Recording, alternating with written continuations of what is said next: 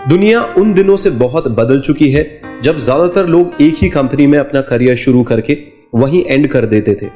Flexibility और adaptability पहले से कहीं ज्यादा सक्सेस के लिए इंपॉर्टेंट है। तो 3 अलग अलग प्रोफेशंस में बहुत सक्सेस पाने वाले पर्सन के कंपैरिजन में आज के कॉम्पिटिटिव समय में सलाह देने के लिए कौन और बेहतर पर्सन हो सकता है दोस्तों? श्वार्ज़नेगर एक डिटरमाइंड पर्सनालिटी है, आर्नोल्ड श्वार्ज़नेगर, जिन्होंने अपनी चौंकाने वाली जर्नी में पोस्ट वॉर ऑस्ट्रिया के गांव से शुरुआत करके मिस्टर यूनिवर्स, एक फेमस हॉलीवुड फिल्म स्टार और कैलिफोर्निया के गवर्नर बनने तक का सफर तय किया। वो उन लोगों के लिए एक इंस्पिरेशन है जो कभी भी सीखना बंद नहीं करते हैं और अपने सपनों को आगे बढ़ाने के लिए डिटरमाइन रहते हैं। तो टर्मिनेटर हमें सेल्फ डिसिप्लिन, एम्बिशन और सक्सेस के बारे में क्या सिखा सकते हैं? सीखिए दोस्तों कि अपने हाथों से बेस्ट लाइफ जीवन कैसे तैयार करें और क्यों फ्यूचर के प्लान बनाना आपकी डिजायर्स को पूरा करने की गारंटी है। आर्नोल्ड श्वार्ज़नेगर का जन्म ऑस्ट्रिया में 1947 में हुआ था। यह एक कठिन वर्ष था। उनका देश वर्ल्ड वॉर सेकंड के लूजिंग साइड पर था और अब वह अकाल से जूझ रहा था। उनकी मां ने अपनी यंग फैमिली के लिए भोजन की तलाश में लंबी यात्रा की। यह एक कठिन वक्त था और जीवन को फिर से शुरू करना था। डिटरमाइंड और मजबूत इच्छा वाले व्यक्ति श्वार्ज़नेगर को इन शुरुआती अनुभवों ने अविश्वसनीय रूप से ढाल दिया था। युद्ध में हार जाने से ऑस्ट्रिया पुरुषों की पूरी पीढ़ी की सोच को नई शेप दी गई थी। वे उलझन और गुस्से में थे और उनके आसपास के लोगों को यह पता था, खासकर उनके बच्चों को। श्वार्ज़नेगर के पिता गुस्ताव उनमें से एक थे। वे एक प्रांतीय पुलिसकर्मी थे। गुस्ताव ने अर्नोल्ड और उनके भाई को बहुत हार्डकोर डिसिप्लिन में रखा था। उन्होंने उसके लिए एक रूटीन बना रखा था जिसके पूरे ना होने पर उन्हें सजा मिलती थी। प्रत्येक सुबह वो दोनों 6 बजे उठ जाते थे और कामों की लंबी सूची एंड करने के बाद अपना होमवर्क, फुटबॉल और एथलेटिक्स कंपटीशन के लिए ट्रेनिंग लेते थे। नाश्ता केवल तभी दिया जाता था जब वे दोनों अपनी सिटअप्स के एलोकेशन को पूरा कर लेते थे और वो हर रोज बारिश हो या धूप फुटबॉल जरूर खेलते थे। जब वे इस डिसिप्लिन को तोड़ते थे तो गुस्ताव अपनी बेल्ट से उनकी पिटाई करते थे। श्वार्ज़नेगर भाइयों की यह स्ट्रिक्ट अपब्रिंगिंग ऑस्ट्रिया में वर्ल्ड वॉर के बाद असामान्य नहीं थी। आर्नोल्ड याद करते हैं कि उनके एक टीचर ने एक बार इतनी ताकत के साथ उनके क्लासमेट के सिर को मारा था कि उसका एक दांत टूट के गिर गया था। जब डेंटिस्ट ने आमतौर पर बच्चों को एनेस्थीसिया नहीं देते थे, उस वक्त ये हुआ था दोस्तों। श्वार्ज़नेगर अपने पिता के डिक्टोरियल रूल से बचने के लिए डिटरमाइंड थे और 12 साल की उम्र में उन्होंने ऑस्ट्रिया को छोड़ के अमेरिका में एक नए जीवन को शुरू करने की योजना बनाई थी।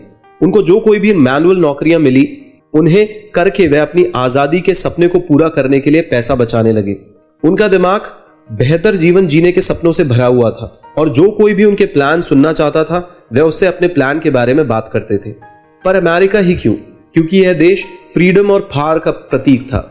यह वह अमेरिका था जिसने सोवियत यूनियन को ऑस्ट्रिया से बाहर रखा था। यह वो जगह थी जो उत्साह और रोमांच से भरी हुई थी। वह देश जिसने दुनिया को कोका कोला और हॉलीवुड दिया था। श्वार्ज़नेगर ने अपनी पहली मिस्टर यूनिवर्स कंपटीशन को लगभग खो दिया था। बॉडी बिल्डिंग में श्वार्ज़नेगर का इंटरेस्ट हाई स्कूल खत्म करने के बाद बढ़ गया था। वे नेचुरल एथलीट थे और जल्द ही वो जूनियर डिवीजन की बॉडी बिल्डिंग कंपटीशन में सफलता पाकर आगे बढ़ रहे थे।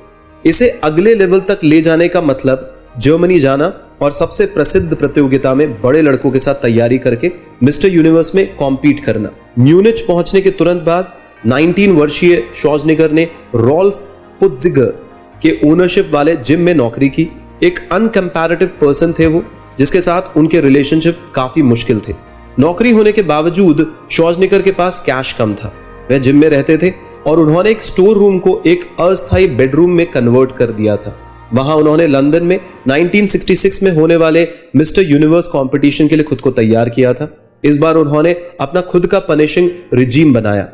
वे हर दिन काम करने से पहले और उसके बाद जिम में 2 घंटे तक प्रैक्टिस करते थे और डिनर के बाद 1 एक्स्ट्रा घंटे फिर प्रैक्टिस करते थे। लेकिन वह सब मेहनत लगभग कुछ भी नहीं थी। श्वार्ज़नेगर को एहसास हुआ कि कंपटीशन के ऑर्गेनाइजर्स को उनकी एप्लीकेशन नहीं मिली थी। पुत्ज़िगर ने स्वीकार किया था कि उन्होंने इसे भोजन से पहले ही नष्ट कर दिया था, क्योंकि वह अपने बिजनेस के फ्यूचर के बारे में चिंतित थे। श्वार्ज़नेगर जिम के लिए एक इफेक्टिव एडवर्ट थे और उनके कारण बहुत सारे नए कस्टमर आया करते थे। इसलिए उनके जाने के बाद क्या होगा यह सोचकर पुत्ज़िगर परेशान थे। हालांकि भाग्य ने युवा श्वार्ज़नेगर का साथ दिया। मिस्टर यूनिवर्स के ऑर्गेनाइजर्स ने उनकी एप्लीकेशन को स्वीकार करने का फैसला किया, भले ही वे डेडलाइंस चूक गए थे। पुत्जिगर के विश्वासघात के समाचार जल्द ही म्यूनिच में छा गए और एक राइवल जिम के मालिक ने श्वार्ज़नेगर के लंदन जाने के प्लेन टिकट का भुगतान करने का ऑफर दिया। श्वार्ज़नेगर पार्टिसिपेट करने के लिए खुश थे, लेकिन अपने पहले अटेम्प्ट में उन्होंने कुछ भी ज्यादा होने की उम्मीद नहीं की थी। वे सरप्राइज हुए जब वो सबसे बड़े और सबसे मजबूत प्रतियोगी बनकर उभरे और उन्हें अपने डिवीजन में दूसरी पोजीशन मिली। उन्हें एहसास हुआ कि यदि वह एक विनर की मेंटालिटी के साथ पार्टिसिपेट करते तो वह कंपटीशन को जीत सकते थे। यह श्वार्ज़नेगर के जीवन में एक टर्निंग पॉइंट था। उन्होंने कभी भी किसी अन्य बॉडी बिल्डिंग कॉम्पिटिशन में जीतने का संकल्प लेकर ही एंटर करने की कसम खाई। उस डिटर्मिनेशन ने जल्द ही उन्हें पे बैक किया और अगले वर्ष श्वार्ज़नेगर ने मिस्टर यूनिवर्स कॉन्टेस्ट खिताब को जीत लिया। आर्नोल्ड को सफलता के बाद सफलता मिलने लगी और उन्होंने 1968 में लंदन में अपना दूसरा मिस्टर यूनिवर्स टाइटल जीता। जब वे अपने होटल वापस लौट रहे थे तो एक टेलीग्राम उनके लिए इंतजार कर रहा था। यह जॉय विडर ने भेजा था, जो बॉडी बिल्डिंग बिजनेस में सबसे अच्छे और सबसे सम्मानित कोचों में से एक थे। विडर ने श्वार्ज़नेगर को अपने साथ ट्रेनिंग लेने के लिए लॉस एंजलिस में इनवाइट किया। बस इस तरह आर्नोल्ड का बचपन का सपना अचानक रियलिटी में बदल गया। लॉस एंजलिस में विडर ने श्वार्ज़नेगर को उनका एक लाइफ टाइम चांस दिया। विडर ने उनको कन्विंस्ड किया कि वो अपनी जनरेशन के सबसे बड़े बॉडी बिल्डर बन जाएंगे। उन्होंने अगले वर्ष उन्हें फंड देने का ऑफर दिया। इसका मतलब था कि आर्नोल्ड के पास एक अपार्टमेंट, खुद की कार और महत्वपूर्ण रूप से विडर के जिम में अपनी बॉडी को सही आकार देने का मौका मिलने वाला था। श्वार्ज़नेगर ने हाँ कहने से पहले पलक भी नहीं झपकाई। विडर सिर्फ एक मेंटर नहीं थे, वे एक एंटरप्रेन्योर भी थे जो अपने बॉडी बिल्डिंग एम्पायर में न्यूट्रिशनल सप्लीमेंट्स, मैगजीन्स और कई स्पेशलिस्ट इक्विपमेंट बेचते थे। विडर ने श्वार्ज़नेगर को व्यापार की ट्रिक्स और बिजनेस ट्रिप्स पर अपने युवा रेसिपेंट को सिखाना शुरू कर दिया। श्वार्ज़नेगर ने सोचा कि उनका फ्यूचर बिजनेस में हो सकता है और उन्होंने न्यूट्रिशनल सप्लीमेंट्स बेचने के लिए मार्केटिंग में जाने पर विचार किया। लेकिन विडर के प्लान कुछ अलग थे और 1969 में उन्होंने श्वार्ज़नेगर को हॉलीवुड में लॉन्च कर दिया। बिजनेस वर्ल्ड का नुकसान मूवी गोयर्स के लिए लाभ बन गया। इस यंग ऑस्ट्रियाई को वाइडर ऑडियंस के सामने ले जाने के लिए विडर ने कुछ फेवर और किए और इस 22 वर्षीय युवा स्टार को अपनी पहली फिल्म हरक्यूलिस इन न्यूयॉर्क में एक मसल बाउंड हीरो का रोल दिया। मोमेंटम बनाने के लिए विडर ने प्रोड्यूसर से कई सफेद झूठ कहे। उन्होंने दावा किया श्वार्ज़नेगर ने वियना में शेक्सपियर एक्टर के रूप में ट्रेनिंग ली है, लेकिन इस बॉडी बिल्डिंग वंडर किड की अंग्रेजी अभी भी कमजोर थी और उसे स्क्रिप्ट को समझने में परेशानी होती थी। उन्होंने अपने दाव खेले और एडिटर्स ने किसी और एक्टर की आवाज में उनके डायलॉग्स डब किए। श्वार्ज़नेगर की डिटर्मिनेशन ने एक बार फिर से कमाल दिखाया। हालांकि उनकी पहली फिल्म फ्लॉप थी, पर वो हॉलीवुड स्टारडम के रास्ते पर चलना शुरू कर चुके थे। श्वार्ज़नेगर का मूवी की सफलता का पहला स्वाद 1982 में कॉनन द बारबेरियन फिल्म के आने के बाद मिला था। शुरुआत में उन्होंने अपने एक्टिंग टैलेंट को अपने बॉडी बिल्डिंग टैलेंट को प्रेजेंट करने के लिए एक प्रमोशनल टूल के रूप में उपयोग करने की योजना बनाई थी, लेकिन कॉनन बॉक्स ऑफिस पर एक हिट फिल्म रही और श्वार्ज़नेगर ने जल्द ही ज्यादा बड़े सपने देखे।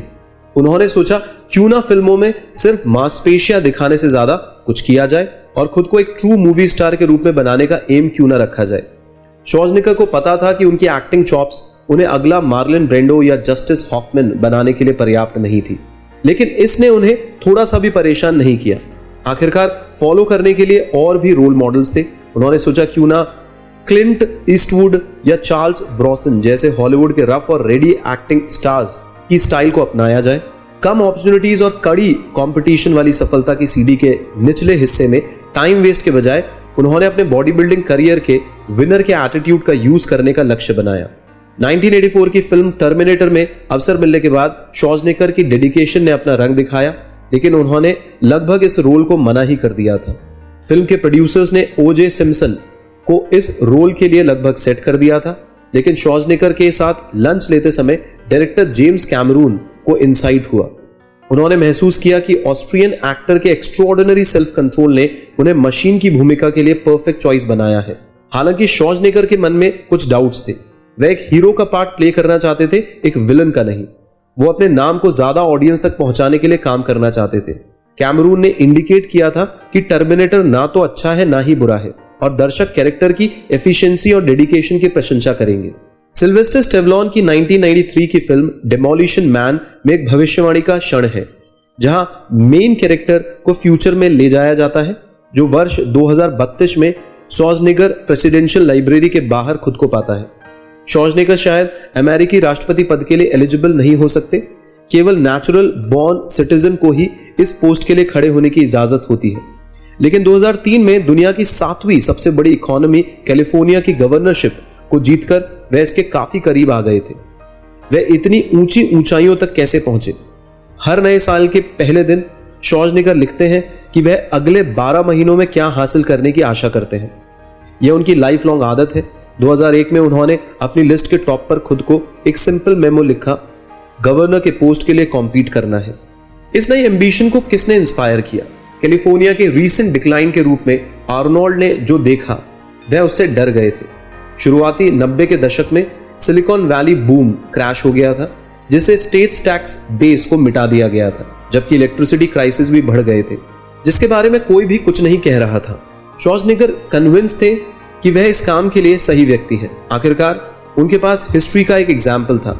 राष्ट्रपति रोनाल्ड रीगन ने हॉलीवुड से अमेरिका के हाईएस्ट पॉलिटिकल ऑफिस तक का सफर किया था, और जब इस ऑफिस के लिए इलेक्शन लड़ने की बात आती है तो पहचाने जाने योग्य नाम और चेहरा इंपॉर्टेंट होता है। और टर्मिनेटर के स्टार के तौर पर पब्लिक का ध्यान और कौन बेहतर तरीके से अट्रैक्ट कर सकता था। लेकिन श्वार्ज़नेगर को दिखाने की जरूरत थी कि वह ना सिर्फ हॉलीवुड के प्रसिद्ध एक्टर हैं, बल्कि एक सीरियस पॉलिटिकल फोर्स भी है। वोटर्स के सामने खुद को प्रेजेंट करने के लिए उन्होंने एक नए इनिशिएटिव को स्पॉन्सर्ड किया, जिसे वो स्टेट लेजिस्लेचर के थ्रू कानून में बदलने की उम्मीद कर रहे थे। श्वार्ज़नेगर का आइडिया सिंपल था। हाल की रिसर्च से पता चला था कि ज्यादातर टीनेज क्राइम शाम को 3 से 6 के बीच में होते हैं। उन्होंने सोचा कि क्राइम रेट को कम करने का सबसे अच्छा तरीका टीनेजर्स के लिए स्कूल के बाद क्लब बनाने चाहिए जो फिटनेस पर फोकस हो और उन्हें उनके होमवर्क के साथ हेल्प भी प्रोवाइड करे। यह इनिशिएटिव अच्छी तरीके से चल पड़ा और बाकी सब इतिहास है दोस्तों। 2003 में श्वार्ज़नेगर कैलिफोर्निया के गवर्नर बन गए। श्वार्ज़नेगर भले ही परफेक्ट ना हो, लेकिन वह सफलता के बारे में एक या दो चीज जानते हैं। आइए इसको डिटेल में समझते हैं। आपको दूसरों को इंस्पायर करने के लिए परफेक्ट होने की जरूरत नहीं है दोस्तों। लाइफ मेस और विरोधाभास से भरी हुई होती है। यह कुछ ऐसा है जिसे श्वार्ज़नेगर सबसे ज्यादा जानते हैं। वह एक पैशनेट एनवायरमेंटलिस्ट हैं जो एक हमर चलाते हैं। वह एक डाई हार्ड रिपब्लिकन है जो डेमोक्रेट से प्यार करते हैं, और वो सिगार के एक ऐसे प्रसिद्ध शौकीन है जो एक फिटनेस फ्रीक भी है। लेकिन कुछ पर्सनल रूल्स हैं जिनको श्वार्ज़नेगर अपनी सफलता की यात्रा में फॉलो करते रहे। इन्हें आप भी अपनाना चाहेंगे दोस्तों। तो श्वार्ज़नेगर हमें क्या सलाह देते हैं? सबसे पहली, अपनी प्रॉब्लम्स के लिए अपने माता पिता को दोष ना दें। कोई भी माता पिता परफेक्ट नहीं होते हैं। कुछ बहुत स्ट्रिक्ट होते हैं, अन्य बहुत प्रोटेक्टिव होते हैं। हम में से ज्यादातर लोग सोचते हैं कि उनके पेरेंट्स एक तरीके से या किसी अन्य तरीके से बेहतर काम कर सकते हैं, लेकिन यह भी सच है कि उन्होंने शायद सबसे अच्छा काम किया जो वो कर सकते थे। श्वार्ज़नेगर के पिता को ही ले लीजिए। वे क्रूर डिसिप्लिनरी थे और उनमें बहुत सारी खामियां थी, लेकिन श्वार्ज़नेगर ने उन्हें कभी दोष नहीं दिया। वे उनके सेल्फ डिसिप्लिन के लिए आभारी हैं, जिसके कारण वे मजबूत बने, और उनका मानना है कि इसी ने उन्हें ऑस्ट्रिया छोड़ने के लिए इंस्पायर किया था, क्योंकि ये हमारे माता पिता की गलतियां हैं जो हमें बनाती हैं। हमेशा खराब एक्सपीरियंसेस से बाहर निकलना संभव है। श्वार्ज़नेगर सजेस्ट करते हैं कि हम अपने अतीत की गलतियों पर ध्यान ना दें, लेकिन दुनिया में बाहर निकले और उन गलतियों को एसेट में बदल दें। लाइफ में आगे देखें, पीछे नहीं। यह लाइन सफलता प्राप्त करने के लिए श्वार्ज़नेगर के दूसरे नियम का सेंटर है।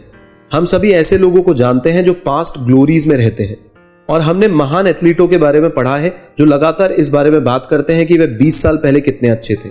लेकिन जब आप आगे बढ़ते हैं तो एक फील्ड में जो कुछ आपने सीखा है उसे अप्लाई करने से आपको क्या रोकता है?